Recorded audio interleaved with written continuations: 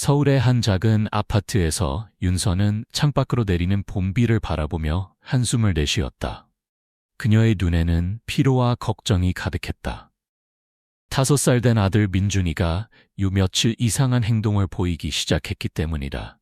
매일 정오 12시 12분이 되면 민준이는 갑자기 바지를 내리고 속옷 안을 들여다보는 것이었다. 처음에는 아이의 장난으로 여겼지만 이 행동이 매일 같은 시간에 반복되자 윤서는 불안해지기 시작했다. 민준아, 왜 그러는 거야? 윤서가 물었지만 민준이는 그저 웃기만 할 뿐이었다. 윤서는 이혼한 지 6개월 된 전 남편 재훈을 떠올렸다. 민준이의 이상한 행동은 재훈과 함께 지낸 후부터 시작된 것이었다. 혹시 재훈이 무언가를 했을까? 윤서는 재훈과의 마지막 다툼을 떠올렸다. 그녀가 새 남자친구가 생겼다는 걸 알게 된 재훈은 분노했고 협박 편지까지 보냈었다. 너희 둘 다 지켜보고 있을 거야 라는 문구가 윤서의 머릿속을 맴돌았다. 그날 밤 윤서는 잠들지 못했다. 혹시 재훈이 민준이의 옷에 도청기나 카메라를 달아놓은 건 아닐까? 그녀는 밤새 민준이의 옷을 뒤지고 몸을 살폈지만 아무것도 발견하지 못했다. 다음 날 아침 윤서는 결심했다. 그녀는 경찰에 신고하기로 한 것이다. 네, 아드님의 행동이 언제부터 시작되었나요? 경찰관이 물었다. 윤서는 떨리는 목소리로 대답했다. 한 달 전부터요. 전 남편과 함께 지내고 온 후부터예요. 경찰은 곧바로 재훈의 집으로 향했다. 윤서는 가슴을 쓸어내렸다. 이제 모든 것이 밝혀질 거라고 생각했다. 하지만 상황은 윤서의 예상과는 달랐다. 재훈은 경찰의 방문에 당황한 기색이었고 모든 혐의를 부인했다. 저는 아무것도 모릅니다. 민준이가 저와 있을 때도 그런 행동을 했어요. 재훈의 말에 윤서는 더욱 혼란스러워졌다. 경찰은 민준이를 다시 한번 꼼꼼히 조사했지만 어떠한 감시장치도 발견하지 못했다. 윤서는 절망감에 빠졌다. 그녀는 마지막 희망을 걸고 소아과 의사를 찾아갔다. 민준아, 의사 선생님께서 너를 진찰하실 거야. 괜찮지? 윤서가 부드럽게 말했다. 민준이는 고개를 끄덕였다. 의사는 꼼꼼히 민준이를 검사했지만 특별한 이상은 발견되지 않았다. 윤서 씨, 민준이의 행동을 직접 관찰해보는 게 어떨까요? 내일 12시 12분에 다시 오세요. 의사가 제안했다. 다음 날 윤서와 민준이는 정확히 12시 12분에 진료실에 있었다. 의사는 라디오를 켰고 그 순간 민준이는 또다시 바지를 내렸다. 윤서는 놀라움과 당혹감으로 얼굴이 붉어졌다. 하지만 의사의 표정은 달랐다. 그는 미소를 지으며 말했다. 윤서 씨, 걱정하지 마세요. 민준이는 그저 음악에 맞춰 춤을 추고 싶어 하는 거예요. 다만 어떻게 표현해야 할지 몰라서 이런 식으로 행동하는 거죠. 윤서는 눈물이 났다. 그동안의 걱정과 불안이 한순간에 녹아내렸다. 정말 그런가요? 윤서가 믿기지 않는다는 듯이 물었다. 의사는 고개를 끄덕였다. 네, 아이들은 때때로 우리가 예상치 못한 방식으로 자신을 표현하곤 합니다. 민준이에게 춤을 가르쳐보는 건 어떨까요? 그날 이후로 윤서는 민준이를 어린이 댄스 교실에 등록시켰다. 며칠이 지나자 민준이의 특별한 행동은 사라졌고 대신 음악만 들리면 즐겁게 춤을 추기 시작했다. 윤서는 이 경험을 통해 많은 것을 깨달았다. 아이의 행동을 이해하려 노력하고 항상 열린 마음을 가져야 한다는 것을, 그리고 때로는 가장 단순한 설명이 정답일 수 있다는 것을. 이제 윤서의 집에는 매일 12시 12분이 되면 음악이 울려 퍼진다. 그리고 민준이는 엄마와 함께 즐겁게 춤을 춘다. 그들의 웃음소리는 온 집안을 가득 채운다. 서울의 봄, 윤서의 아파트에는 새로운 희망이 피어나고 있었다. 윤서는 출근 준비를 하며 아들 민준이를 유치원에 데려다 주기 위해 서둘렀다. 매일 아침 그녀의 일상은 정신없이 바빴다. 이혼 후 혼자서 아이를 키우는 것은 결코 쉬운 일이 아니었지만 그녀는 최선을 다해 민준이에게 부족함 없는 사랑을 주려 노력했다. 민준아, 준비 다 됐니? 윤서가 부엌에서 소리쳤다. 네, 엄마. 민준이의 맑은 목소리가 들려왔다. 윤서는 미소 지었다. 민준이는 그녀의 삶의 전부였다. 아이의 웃는 얼굴만 봐도 모든 피로가 사라지는 것 같았다. 그들이 집을 나서려는 순간 윤서의 휴대폰이 울렸다. 발신자 확인을 하자 그녀의 얼굴이 굳어졌다. 전 남편 재훈이었다. 여보세요? 윤서가 차갑게 대답했다. 윤서야, 이번 주말에 민준이 데려가도 될까? 재훈의 목소리가 들려왔다. 윤서는 한숨을 내쉬었다. 이혼 후에도 재훈은 여전히 그녀의 삶에 간섭하려 들었다. 알았어요. 금요일 저녁에 데려가세요. 전화를 끄는 윤서는 잠시 생각에 잠겼다. 재훈과 함께 있을 때 민준이가 어떻게 지내는지 늘 걱정이었다.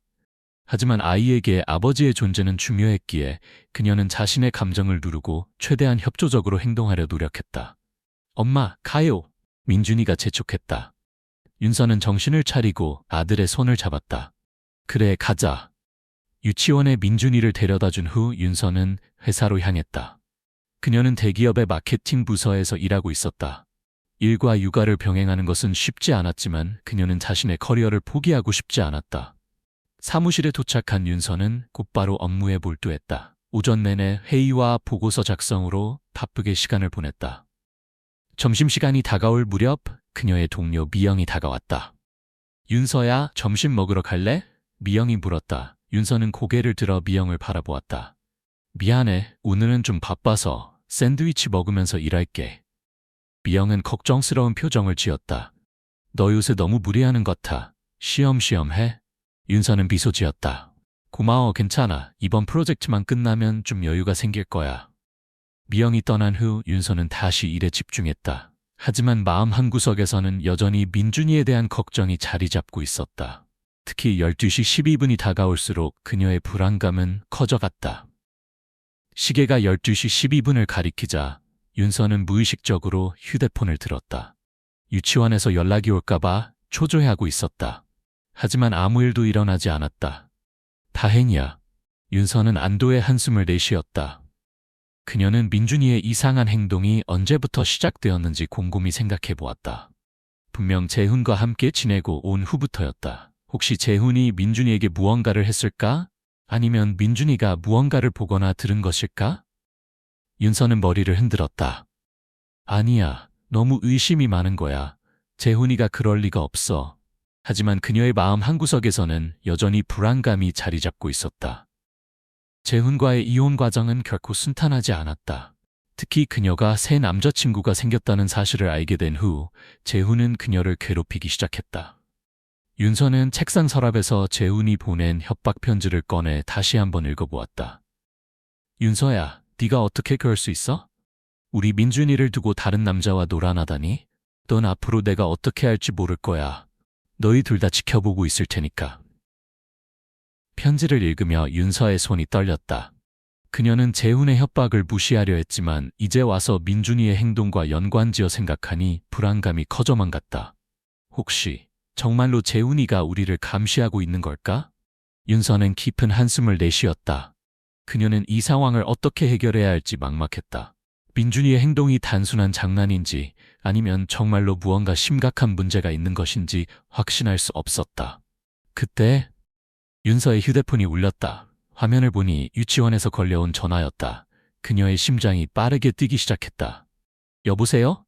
윤서가 떨리는 모금성으로 대답했다. 윤서 씨, 안녕하세요. 유치원 교사 김 선생님입니다.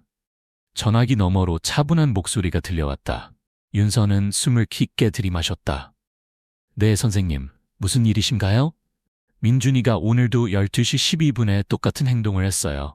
바지를 내리고 속옷을 들여다보더라고요. 김 선생님이 조심스럽게 말했다. 윤서의 얼굴이 창백해졌다. 그녀의 불안이 현실이 되어버린 것이다.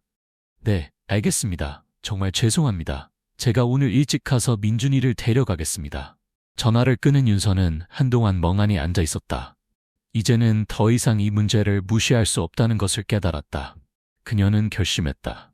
오늘 밤 반드시 이 일의 진상을 파헤쳐야 했다. 윤서는 상사에게 개인 사정으로 조퇴를 하겠다고 말하고 서둘러 회사를 나섰다. 유치원으로 향하는 동안 그녀의 마음은 복잡했다. 민준이에게 무슨 일이 있는 걸까? 재훈이 정말로 무언가를 했을까? 유치원에 도착한 윤서는 김 선생님을 만났다. 윤서 씨, 민준이의 행동에 대해 좀 더 자세히 이야기를 나눌 수 있을까요? 김 선생님이 물었다. 윤서는 고개를 끄덕였다. 네, 말씀해 주세요. 민준이의 행동은 항상 정확히 12시 12분에 시작돼요. 그리고 이 행동은 아주 짧게 몇 초 동안만 지속됩니다. 그 후에는 다시 평소처럼 행동해요. 김 선생님이 설명했다. 윤서는 이 정보를 곰곰이 생각해 보았다. 왜 하필 12시 12분일까? 그리고 왜 그렇게 짧은 시간 동안만 그 행동을 하는 걸까? 혹시 그 시간에 특별한 일이 있나요? 라디오나 TV를 틀어놓는다든지? 윤서가 물었다. 김 선생님은 잠시 생각에 잠겼다. 글쎄요. 특별히 그런 건 없어요. 다만 그 시간에 아이들이 점심 식사를 마치고 자유놀이 시간을 가지긴 해요. 윤서는 고개를 끄덕였다. 아직 확실한 단서는 없었지만 나를 적어도 민준이의 행동 패턴에 대해 조금 더 알게 되었다. 선생님, 정말 감사합니다. 앞으로 민준이를 좀 더 주의 깊게 살펴봐 주시겠어요? 윤서가 부탁했다. 물론이죠. 걱정 마세요. 우리도 민준이의 행동이 걱정돼요. 함께 해결해 나가겠습니다. 김 선생님이 따뜻하게 대답했다. 윤서는 민준이를 데리고 집으로 향했다. 차 안에서 그녀는 아들을 흘끗 쳐다보았다. 민준이는 평소와 다름없이 밝게 웃으며 창밖을 구경하고 있었다. 민준아, 오늘 유치원에서 재미있었어? 윤서가 물었다. 민준이가 활짝 웃으며 대답했다. 네, 오늘은 그림도 그리고 블록놀이도 했어요. 윤서는 미소 지었지만 마음속으로는 여전히 불안했다. 도대체 무엇이 민준이를 그렇게 행동하게 만드는 걸까? 집에 도착한 후 윤서는 민준이의 옷을 갈아입히며 아들의 몸을 자세히 살펴보았다. 하지만 어떠한 이상한 점도 발견할 수 없었다. 민준아, 엄마한테 말해줄 수 있어? 왜 매일 12시 2분에 바지를 내리는 거야? 윤서가 조심스럽게 물었다. 민준이는 고개를 갸우뚱거렸다. 엄마, 무슨 말이에요? 윤서는 한숨을 내쉬었다. 민준이는 자신의 행동을 인식하지 못하는 것 같았다. 그날 밤 윤서는 잠들지 못하고 이리저리 뒤척였다. 그녀는 재훈에게 전화를 걸어 이 문제에 대해 이야기해야 할지 고민했다. 하지만 만약 재훈이 정말로 무언가를 했다면 그에게 알리는 것은 위험할 수도 있었다. 결국 윤서는 다음 날 아침 일찍 경찰서를 찾아가기로 결심했다. 전문가의 도움이 필요했다. 다음 날 아침 윤서는 민준이를 유치원에 데려다 준 후 곧바로 경찰서로 향했다. 그녀의 마음은 무거웠지만 이제는 더 이상 혼자 이 문제를 해결할 수 없다는 것을 알았다. 경찰서에 도착한 윤서는 접수대에서 상황을 설명했다. 얼마 후 그녀는 한 여성 경찰관과 상담실로 안내되었다. 안녕하세요. 저는 박지은 경위입니다. 어떤 일로 오셨는지 자세히 말씀해 주시겠어요? 박경희가 부드럽게 물었다. 윤서는 깊은 숨을 내쉰 후 이야기를 시작했다. 민준이의 이상한 행동, 재훈과의 이혼, 그리고 협박 편지에 대해 모두 털어놓았다. 박경희는 윤서의 이야기를 주의 깊게 들었다. 정말 힘든 상황이셨겠어요. 먼저 아드님의 안전이 최우선이니 우리가 조사를 진행하겠습니다. 하지만 섣불리 판단하지 말고 모든 가능성을 열어두고 접근해야 해요. 윤서는 고개를 끄덕였다. 네, 알겠습니다. 어떻게 해야 할까요? 우선 우리가 전 남편분을 조사해 보겠습니다. 그리고 아드님의 행동을 전문가와 함께 관찰할 필요가 있어요. 소아정신과 의사를 추천해 드릴 테니 상담을 받아보는 것이 어떨까요? 박경희가 제안했다. 윤서는 잠시 생각에 잠겼다. 그녀는 민준이에게 정신적인 문제가 있다고 생각하고 싶지 않았지만 모든 가능성을 고려해야 한다는 것을 알았다. 네, 알겠습니다. 의사 선생님께 상담을 받아보겠습니다.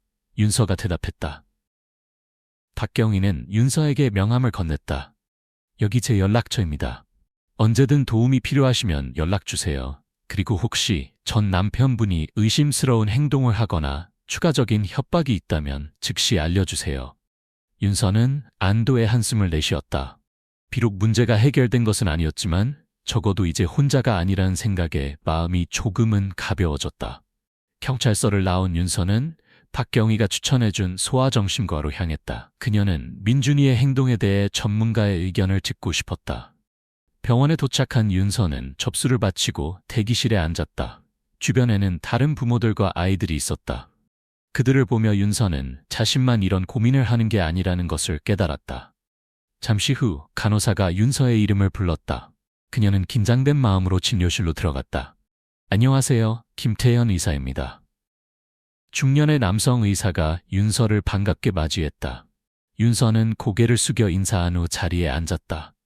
그녀는 민준이의 상황을 상세히 설명했다. 김 의사는 주의 깊게 듣고 난 후 말했다. 윤서 씨, 너무 걱정하지 마세요.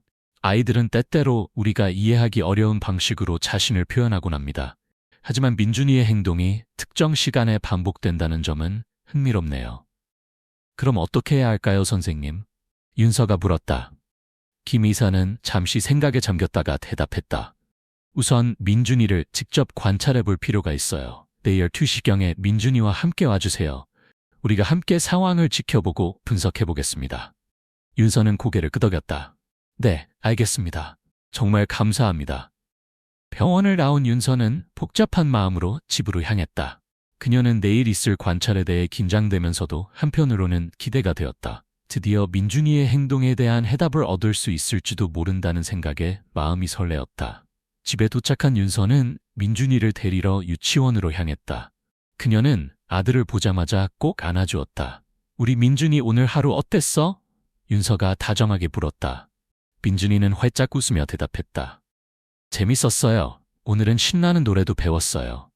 윤서는 미소 지었다. 평소와 다름없이 밝고 건강해 보이는 민준이를 보니 안심이 되었다.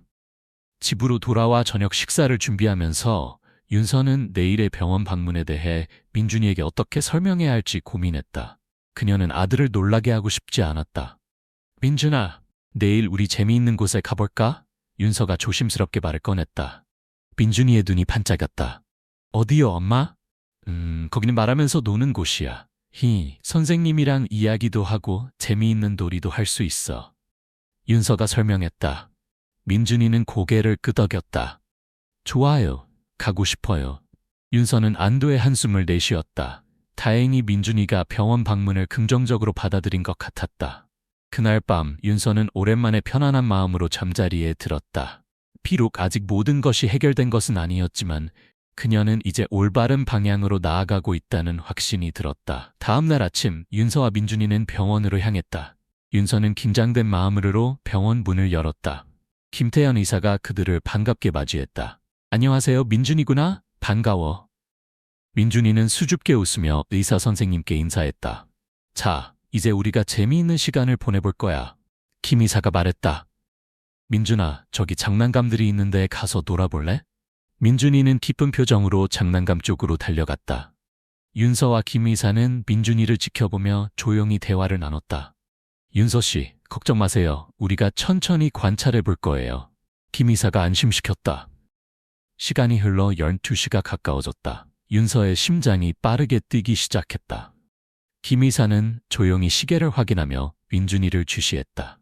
12시 12분이 되자 김 의사는 조용히 라디오를 켰다. 그 순간 민준이가 갑자기 바지를 내리려는 동작을 취했다. 윤서는 놀라서 일어서려 했지만 김 의사가 그녀를 제지했다. 잠깐만요. 지켜봅시다.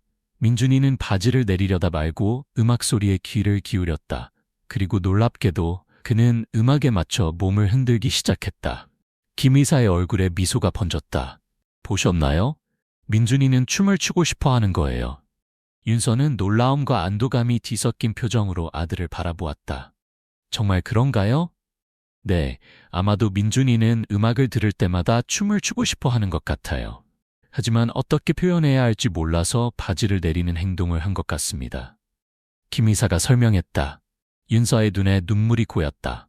그동안의 걱정과 불안이 한순간에 녹아내렸다. 그럼 이제 어떻게 해야 할까요? 윤서가 물었다. 김 의사는 미소 지으며 대답했다. 민준이에게 춤을 가르쳐보는 게 어떨까요? 아이의 표현 욕구를 올바른 방향으로 이끌어주는 것이 중요합니다. 윤서는 고개를 끄덕였다. 그녀는 이제야 모든 것이 이해되기 시작했다. 집으로 돌아오는 길 윤서는 민준이에게 물었다. 민준아, 춤추는 거 좋아해? 민준이는 활짝 웃으며 대답했다. 네, 음악 들으면 몸이 저절로 움직여요. 윤서는 아들을 꼭 안아주었다. 그래, 우리 앞으로 함께 춤추자. 그날 이후로 윤서는 민준이를 어린이 댄스 교실에 등록시켰다. 며칠이 지나자 민준이의 특별한 행동은 사라졌고 대신 음악만 들리면 즐겁게 춤을 추기 시작했다. 윤서는 이 경험을 통해 많은 것을 깨달았다. 아이의 행동을 이해하려 노력하고 항상 열린 마음을 가져야 한다는 것을, 그리고 때로는 가장 단순한 설명이 정답일 수 있다는 것을. 재훈에게도 이 사실을 알렸다. 처음에는 믿지 않았지만 민준이의 변화를 직접 목격한 후 그도 안심했다. 이제 윤서의 집에는 매일 12시 12분이 되면 음악이 울려 퍼진다. 그리고 민준이는 엄마와 함께 즐겁게 춤을 춘다. 그들의 웃음소리는 온 집안을 가득 채운다. 윤서는 이제 더 이상 12시 12분을 두려워하지 않는다. 대신 그 시간은 아들과 함께 즐거운 추억을 만드는 특별한 순간이 되었다. 그녀는 이 경험을 통해 한 가지 중요한 교훈을 얻었다. 때로는 우리가 가장 두려워하는 것들이 실은 우리 삶에 가장 아름다운 변화를 가져다 줄 수 있다는 것을. 윤서와 민준이의 이야기는 많은 부모들에게 희망과 용기를 주었다. 그들은 아이의 행동을 이해하려 노력하고 항상 사랑과 인내로 대하는 것의 중요성을 깨달았다. 그리고 서울의 작은 아파트에서 매일 12시 12분이 되면 울려 퍼지는 음악과 함께 춤추는 모자의 모습은 이 세상 그 어떤 것보다도 아름다운 광경이 되었다.